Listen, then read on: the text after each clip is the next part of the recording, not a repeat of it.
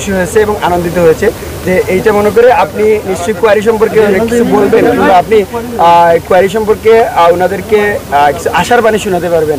এই বিষয়ে এই কোম্পানিগঞ্জের জনগণ একটা প্রত্যাশা আপনার উপর আছে, সেক্ষেত্রে আপনার দেখেন, আলহামদুলিল্লাহ আমি দেশ এবং জনগণের স্বার্থে কাজ করি।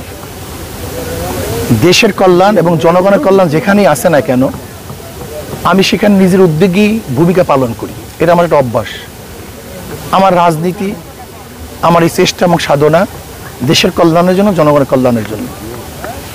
আমি যখন প্রধান উপদেষ্টার সাথে সাক্ষাৎ করতে গেলাম, তখন আমার নিজের থেকেই আমি তার কাছে উপস্থাপন করছি যে আমাদের দেশের পরিবেশের দোহাই দিয়ে যে পাথর উত্তোলন করতে নিষেধ করা হচ্ছে, এর কোনো যুক্তি নেই, বরং এটা ভারতের একটা পলিটিক্স। ভারত আমাদের উপরে তাদের পচা পাথর চাপিয়ে দেয়া এবং আমাদের থেকে টাকা নেয়ার জন্য এই কৌশল করছে মাত্র। এখানে হাজার হাজার লক্ষ লক্ষ শ্রমিকরা বেকার হয়ে গেছে, আমাদের দেশের অর্থনীতি ধস নেমেছে, আমাদের দেশের অর্থনীতি হাজার হাজার কোটি কোটি টাকা বিধে চলে যাচ্ছে। কাজে আমরা চাই যেন আমাদের দেশের পাথর আমরা উত্তোলন করতে পারি।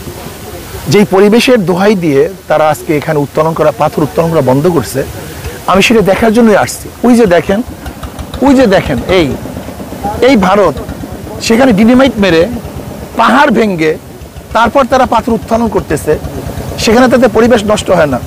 অথচ আমাদের এখান থেকে, এই পানির থেকে আমরা পাথর উত্তোলন করলে সেখানে পরিবেশ নষ্ট হবে কেন?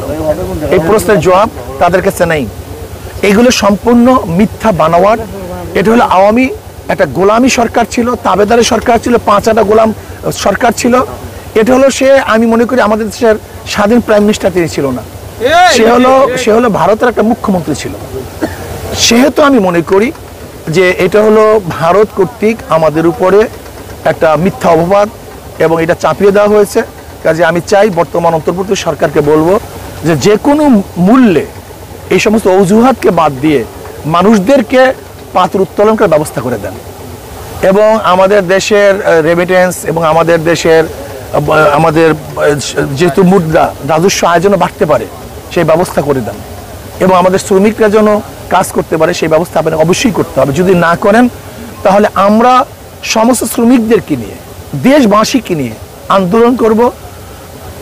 যে আন্দোলনের মুখে ইনশাআল্লাহ সরকার আমাদেরকে পাথর উত্তোলন করার অর্ডার দিতে বাধ্য হবে ইনশাআল্লাহ।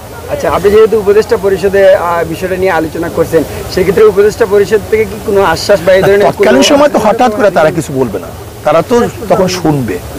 আশা করি এটা ইনশাআল্লাহ অবশ্যই তারা একটা কিছু না কিছু করবে, আশা করি, বিশ্বাস করি।